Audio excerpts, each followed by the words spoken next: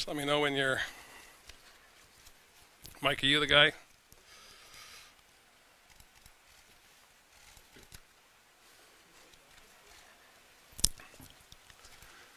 Okay. Good morning, everyone. I want to acknowledge we're on the traditional territory of the Coast Salish people, and I want to pay particular tribute and acknowledgement to the Sianu people of Beecher Bay, the Sauk Nation, and the Pacheedaht Nation, who are in the electoral area that I've had the privilege to represent over the past 15 years. This is Langford. We're not far from where Ellie and I have called home for the past 25 years. We raised our children in this community. Langford is like many middle-class communities across British Columbia, filled with people who work hard every day, trying to make the best of the situations they find themselves in, always mindful of the blessing of being British Columbians. But they're worried about their future, they're worried about the impacts of COVID-19, and they want to make sure that their government is secure and stable and focused 24/7 on their needs and their hopes and their aspirations. Coming home here every night reminds me of where I come from. Getting up every morning reminds me of the people I'm working for. A few hours ago, I met with the Lieutenant Governor of British Columbia, Janet Austin, and she has granted my request to dissolve the Legislative Assembly, and the general election will be held in British Columbia on Saturday, October 24th. Now, none of us thought this would be how we would spend 2020 when it started 9 months ago, but the COVID-19 pandemic has changed everything. We are in unprecedented times with challenges we could have never imagined. I want everyone to know that I've struggled mightily with this decision, and it did not come easy to me. I understand that families are concerned about their loved ones and their livelihood. I know people are uncertain and worried about the future. I understand that full well. But I want to share with you why I believe in my heart that now is the time to have an election. British Columbians have worked hard to get on the right side of the COVID-19 pandemic, but we are far from out of the woods. We are not at the end of COVID-19, we're at the beginning. This pandemic will be with us for a year or more, and that's why I believe we need to have an election now. We can either delay that decision and create uncertainty and instability over the next 12 months, more speculation, more talk about what might be, or we can do what I believe is always the right thing and ask British Columbians what they think. I believe the best way forward is to put the politics behind us. Let's address the differences we may have now so that we can all come together after the 24th of October, focused as we should be on the needs of all British Columbians. I firmly believe that this is not a 12-month exercise. We have 4 years ahead of us where we all need to work together.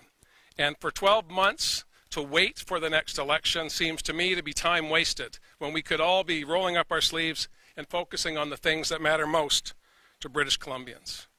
I believe the choice in this election is quite clear. The opposition will focus, as they have in the past, on the wealthy and the well-connected at the expense of the people that I represent here in Langford. I believe to stay on the right track, we need to focus on the things that got us here. The past 3.5 years have led to positive changes in British Columbia, and I'm proud of what we've been able to accomplish working with the Green Party to bring back investments in healthcare and schools, building transit, housing, childcare spaces, eliminating medical services premiums, the largest middle-class tax cut in BC's history, as well as the most ambitious climate action plan in the country. And of course, we're the only province to have enshrined in our legislature the rights of Indigenous peoples, the First Peoples of British Columbia, those that I referred to at the start of my presentation. I believe the future together is very, very bright, but the present is extremely challenging. We have done much, but we have much more to do. And last week, I outlined some of the plans we have to respond to the COVID pandemic, making sure that we're getting resources to people, to businesses, and communities so they can prepare for the challenges ahead. And over the next 32 days, people will have an opportunity to look more at the plans that we're going to be putting forward and the plans of other parties here in British Columbia. Like everything these days, this election will be unlike any other. but I do believe it can be conducted safely. Dr. Henry and Elections BC have worked very, very hard to make sure that British Columbians will not be putting themselves at risk. And just as we are going to work, just as we're going shopping for groceries, we can vote safely. There will be ample new opportunities through advanced voting as well as mail-in ballots to ensure that people can participate in our democratic process from the comfort of their own home. But like thousands of workplaces across BC, thousands of businesses, our campaign will fully comply with public health directions. I believe we're going to need to be innovative and creative in how we engage with people, but I know we can do it. Over the next few weeks, I look forward to engaging with British Columbians to talk about the things that matter most to them. And despite the difficulties we face as a result of the pandemic, I take comfort every single day in the ingenuity and the creativity of the people of British Columbia. We have done extraordinary things over the past 7 months, and we can do even more in the years ahead. I want to thank you for the opportunity to be the Premier of British Columbia. I have enjoyed and cherished every minute of it. And I look forward to carrying on that work after October 24th. With your support, I believe we can continue to lead the country to make sure we bend the curve on COVID and get back to where we all want to be, where we have harmony, we have prosperity, and we have a way forward that includes everyone. Thank you very much. I'm happy to take some questions. 2 reporters on the line, please press *1 to get in the queue. We will do 1 question and 1 follow-up today, and our first question comes on the phone line from Justine Hunter.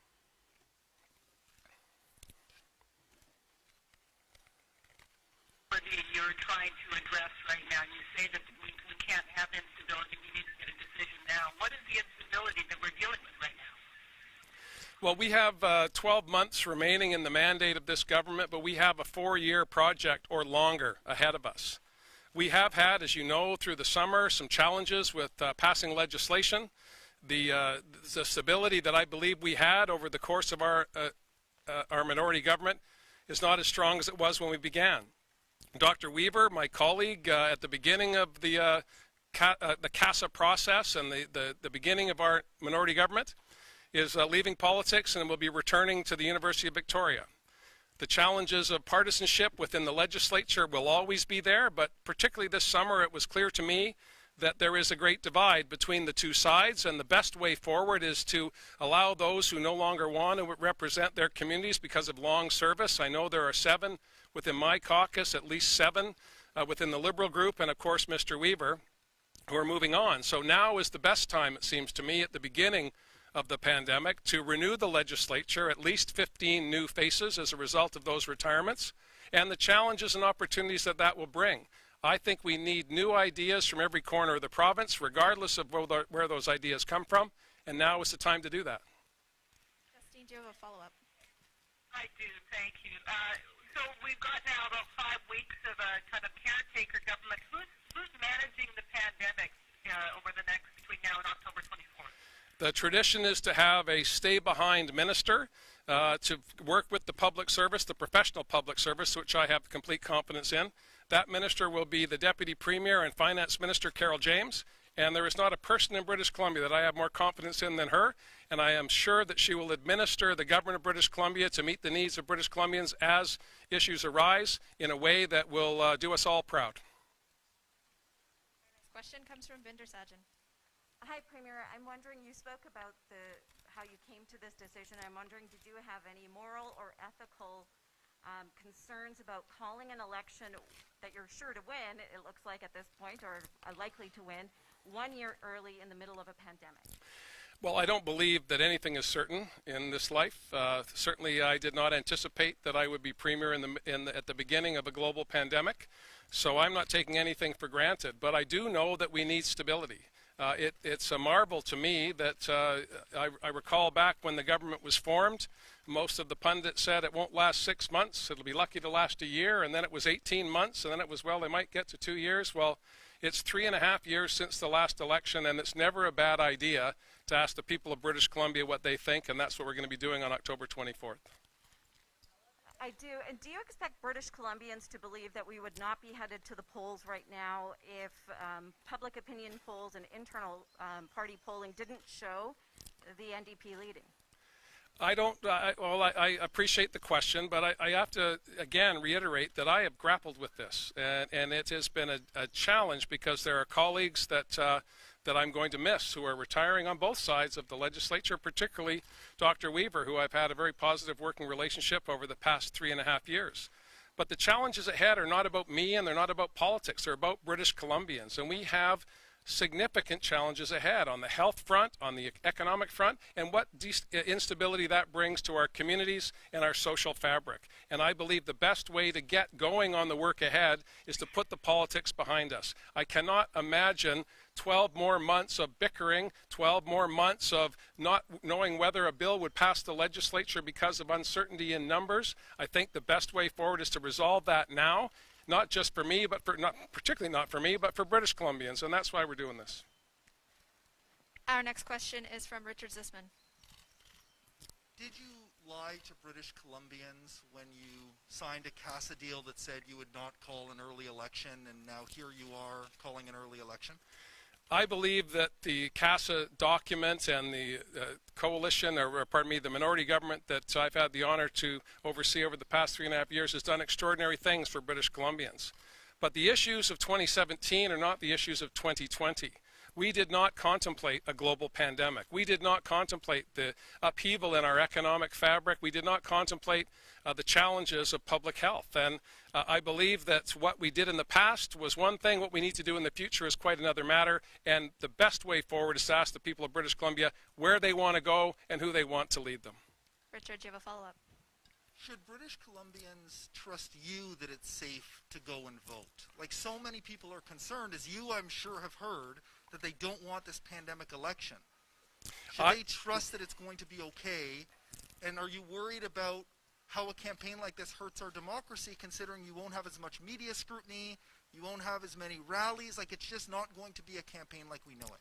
Thank you. It's going to be unlike any other campaign, without any doubt. But what I've observed over the past 7 months is that I've engaged with thousands of British Columbians in every corner of the province without leaving Vancouver Island. I've been able to engage through Facebook Live presentations conducted by media. I've been engaging on Zoom calls. I've had one-on-one calls. I've had collections of people. This will be different. We will be engaging in different ways. But I firmly believe that the notion of rallies, the notions of hysteria during election campaigns oftentimes puts the style ahead of the substance. And I believe that an election now is the time to discuss the substance of where we want to go as British Columbians. I have never been more confident that this is the time to ask British Columbians where they want to go. Unprecedented times call for unprecedented actions. Our next question is from Rob Shaw.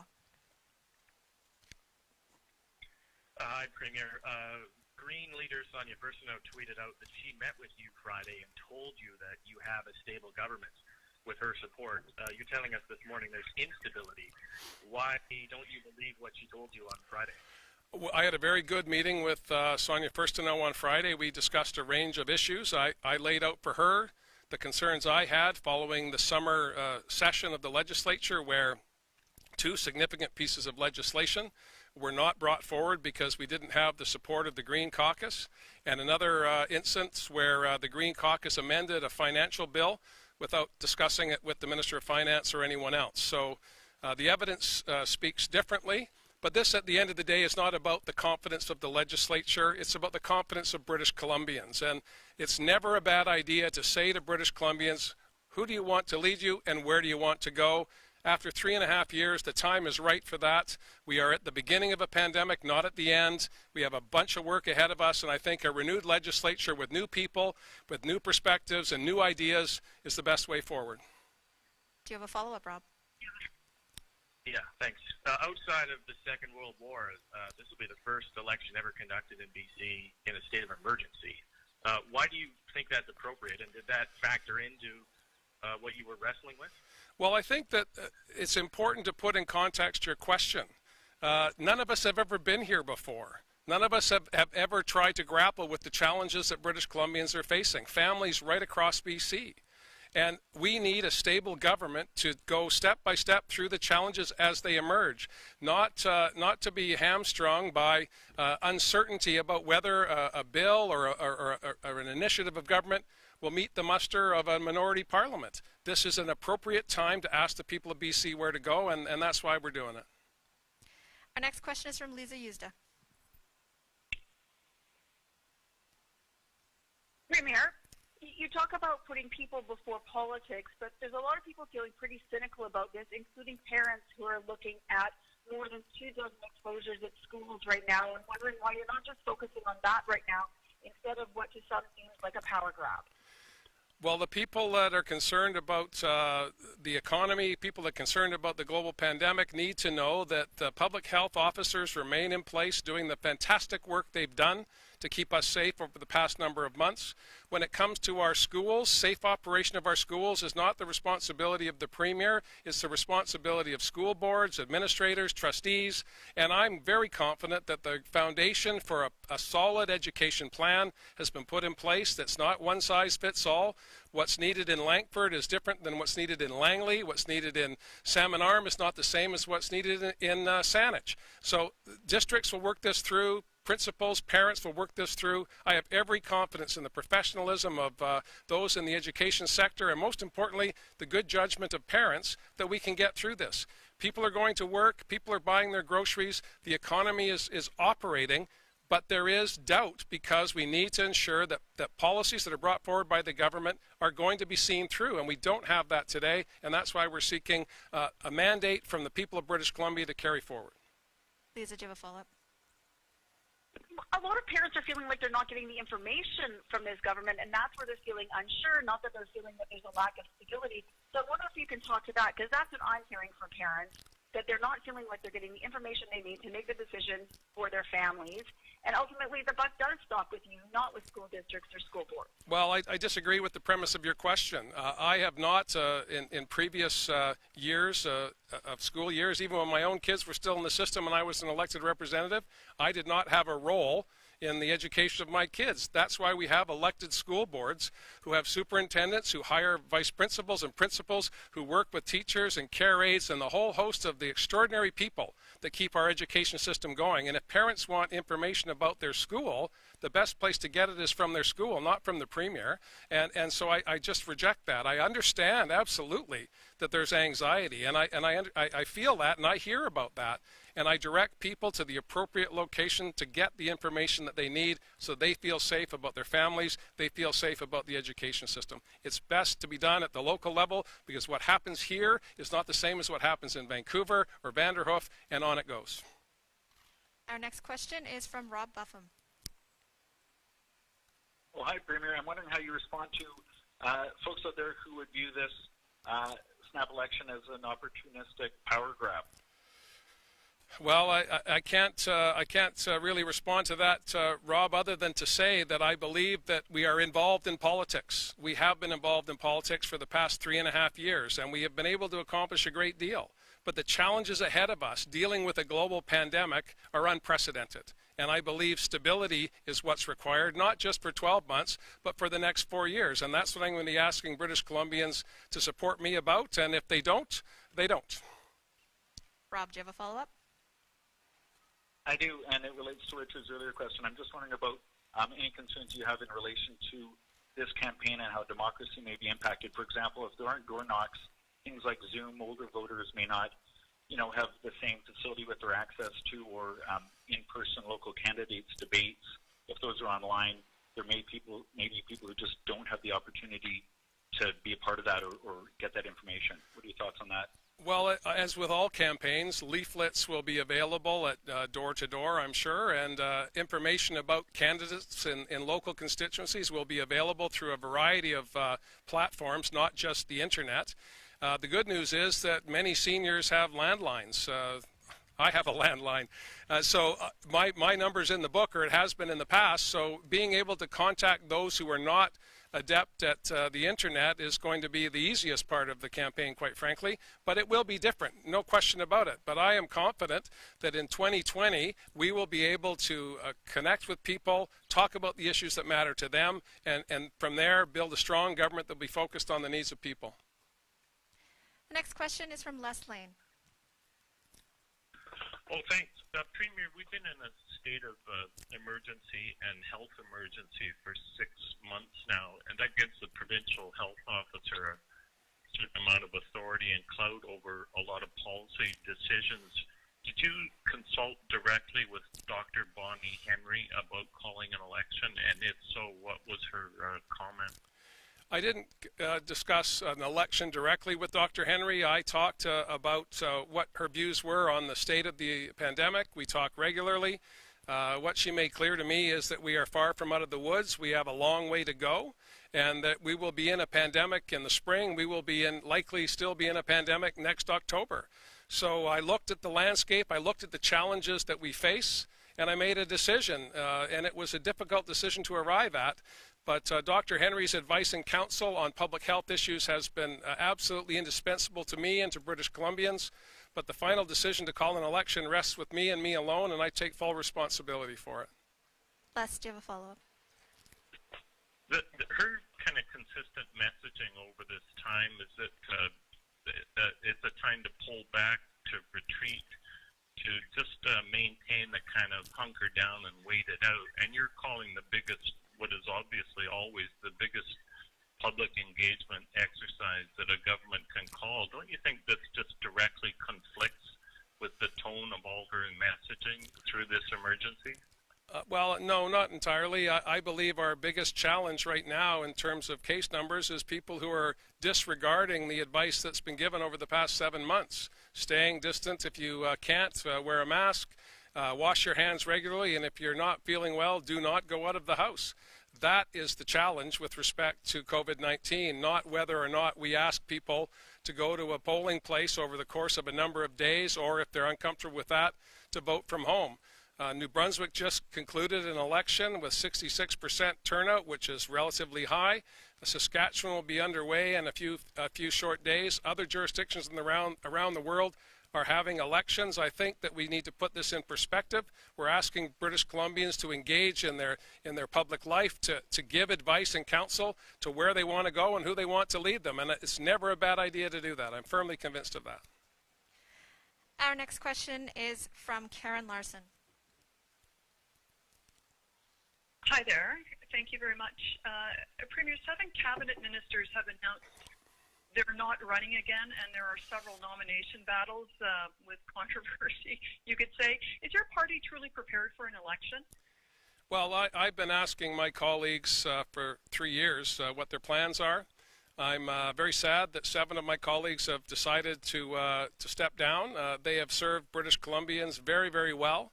Many of them have been with me since I was first elected in 2005, and I absolutely understand that they want to look at other pastures, other things to do with their life. There are an equal number of Liberals not seeking re-election. This is a time to renew the legislature, and in terms of preparedness, I believe we're as ready as we can be. We have 32 days to make our case to British Columbians, and they'll decide on October 24th.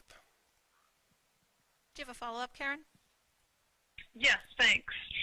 BC has the highest number of active COVID cases per capita in the country. Why is this appropriate to call an election now? Well, we have a low positivity rate with respect to the number of tests we've been doing. Again, I've taken counsel from Dr. Henry on the essence of the pandemic, on the issues that are important right now. The election, of course, was not an issue that I needed to raise with her. She's been working with Elections BC to make sure that should there be an election, it will be as safe as possible. I think British Columbians will find as we get into the voting phase that this will be like no other. There will be a long period of advance voting, so there won't be a big crush on Election Day. Election Day will be on a Saturday for the first time in a long, long time, as well, of course, as mail-in ballots. So I am confident that the process of the election is one to get a new government that can focus on the needs of British Columbians. British Columbians are out in their communities. They're I was on BC Ferries last week. There's a lot of people moving around. The challenge we have is that people are not abiding by the health orders that are already in place. That's had an impact on nightclubs. That's had an impact on activities largely of younger British Columbians, and we've tried very hard to get their attention, and we'll continue to do that, as will Dr. Henry. Our next question is from Dale Boyd. Hi, Premier. I'm just wondering, have you thought about the particularly marginalized citizens, those with health issues or low income, how they're going to take on an election in 5 weeks when people are definitely concerned about, finding a job or keeping their job? Well, those are just the very issues that I believe we need a stable government to address. Again, asking British Columbians to find the time to make their choice about who they want to lead them through the next 4 years is something that will happen on October 24th, the final day of what will be a long voting period. I believe we need a stable government to address the very issues that you've raised about inequality in our communities, about the challenges that we face. And the best way to do that is to get the politics behind us. 12 more months of politics and partisan wrangling will not serve anyone. Let's get it out of the way at the front end of this pandemic so that we can have confidence going forward over not just the next 12 months, but the next 4 years, that we have a government in place that's focused exclusively on improving the lives of people. Dale, do you have a follow-up? Yeah, I guess if there was an election to be held next fall, I guess what's the difference other than a year of campaigning, since we're going to have an election during a pandemic anyway? Considering right now, as of 11 a.m. of your announcement, I don't have any candidates to call in the Boundary Smokeamine riding. The incumbent has announced her retirement, and the NDP has not announced a candidate.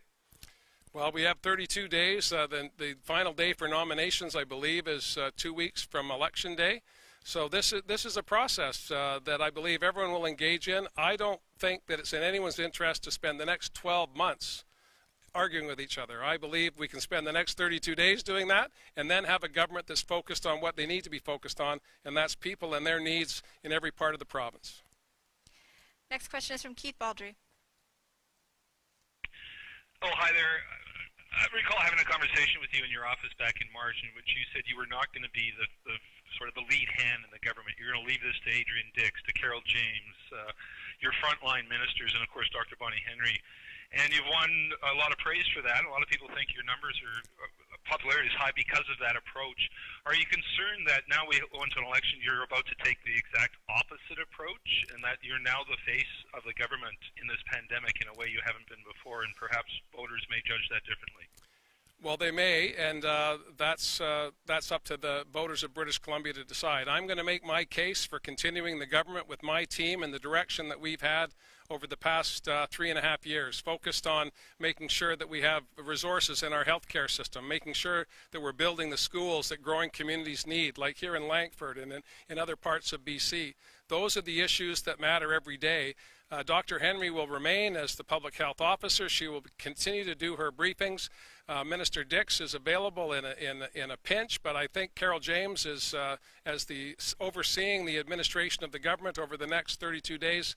We're in pretty good hands. I'm very confident about that, and it's my job to now make the case as to why British Columbians should return me and my team for the next 4 years. Do you have a follow-up, Keith? Yeah, speaking of Dr. Bonnie Henry in briefings, we have one today at 3 o'clock with her. It'll be 3 days of COVID-19 cases. We're averaging about 120 a day, so we could be looking at a 350-plus COVID case number this afternoon. Are you concerned that a lot of people today are going to say, whoa, 350 cases of COVID-19 on a day an election is called? Is that actually something that's proper to do? Well, that's one of the very issues I grappled with, Keith. These are unprecedented times, and uncertainty is around every corner. But I have no confidence that the situation on the health side will be better in 6 months or 12 months. What I know is that we're coming into the end of the summer period. We're going to be heading into cold and flu season. I believe now is an appropriate time to ask the question. We have COVID. It will be with us for the foreseeable future. There will be case numbers that will be alarming. But the challenge for us is, do we have a government that will be in a position to respond in November, December, January, and February decisively in the interest of British Columbians? I'm not confident that we have that today, and that's why I'm asking British Columbians to give confidence in the next government by having an election. Next question is from Tim Ford. Yes, thank you. I wanted to ask about the nomination competition in Stikine. Anina McPhee is seeking the nomination against former MP Nathan Cullen. I wanted to know if you had an opinion on the party's equity mandate and if the party will be honoring that mandate. Well, I'm very proud of what we've been able to accomplish as a party in the current legislature. Half of my colleagues in my caucus are men and half are women, all coming from diverse backgrounds, all coming from different parts of British Columbia. And I am confident that the equity mandate has served my party and by extension British Columbians. I also know full well that we have done our level best to make sure that we have that same diversity going forward. Of the 5 seats from Prince George to Prince Rupert, there are 5 seats. 4 of them will be contested by women from my party, 2 of which are Indigenous women. Nathan Cullen's seat, the party there asked 15 different individuals in the community if they were prepared to run, and they weren't, and so Nathan stepped forward. I'll direct you to the party president for the details about how that will unfold, but I believe the equity mandate has served my party well, and by extension, we look at our legislature now, and it reflects the diversity of our province, and I'm very proud of that. Tim, do you have a follow-up? Yes, thank you. You've been talking about this election as a sort of need for stability, asking British Columbians to endorse your government's vision. If that vision is rejected and your government does not form a majority next election, would you step aside as leader? I think that might be an early question, seeing as I haven't got through the first hour yet, but certainly I'll reflect on all of those issues in the fullness of time.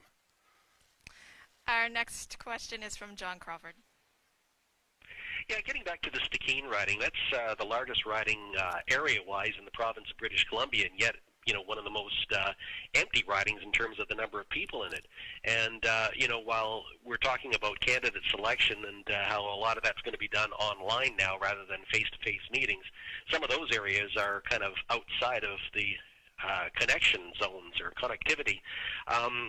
How are people in remote areas going to be able to choose their leaders in this small window of time? Well, again, with respect to the NDP candidates, I'll direct you to the party president. Those administrative issues are handled by the party, not by me. But I have every confidence that we at least have been working overtime to make sure, as we have been, quite frankly, for 3.5 years, we are reminding people that we're a minority government. An election could have been held in 2018, 2019, 2020. And here we are, and we have been working in every part of the province, encouraging people to support the direction that we've been going, a direction that focused on people, a direction that ensured that when we made decisions, we were first and foremost thinking, as I was, about the people of Langford, from where I come from, the people who sent me to Victoria. And we want to renew that, not just here in Langford, but in communities in the north, in the Kootenays, in the interior, and on the coast. Do you have a follow-up, John? Well, I was going to ask about a question that's already been asked, and that's with regards to Anina McPhee versus Nathan Cullen in that situation, but I think that's already been answered. Thank you. Okay, we only have time for one more question today, and that will be from Mary Brooke. Hello, Premier. With a continued NDP government under your leadership after October 24th, what would be more stable for British Columbians than waiting for the pre-scheduled election date in 2021? Well, as I said in my opening remarks, I believe that the challenges we face are not for the next 12 months, but indeed for the next 4 years and beyond. And I believe if we have partisan wrangling and we have politics for the next 12 months, we won't be putting all of our energy leaning into the challenges that British Columbians are facing, that people are seeing in their communities every day. And I guess I want to get the election behind us, not for myself, but for the people of BC, because they can't afford to have partisan hectoring, uncertainty about whether bills will pass or not, which is what we've experienced over the past 3.5 years. And I believe that stability will come by asking the people of British Columbia where they want to go and who they want to lead them. Mary, do you have a follow-up? Yes, I do. Thank you. About those two pieces of legislation that didn't go through this summer, you say because of the failure of Green support in the legislature, what are British Columbians now doing without as a result of that? Well, one of them was about energy policy, and we can agree to disagree on energy policy. That was not a particular concern of mine, but the one that was of concern to me was one to do with mental health and whether or not a medical practitioner, a doctor, could keep a minor, a child, who had been admitted with an overdose under observation for a week. That was what we were asking to do. And there were people in the legislature that did not support that. And having met with parents who'd lost children, I was not prepared to accept that. But it seemed okay to others in the legislature, and I'll leave it at that. But that was really the deciding issue for me. I've talked to parents who've lost children, and if only they had had an opportunity for clarity in a medical setting, not in a juvenile detention center, not being taken away from their parents, but under medical supervision. That was what we were seeking, and it wasn't accepted by the legislature, and that's the pity, and that's my frustration. Thank you, everyone. That's all the time we have today.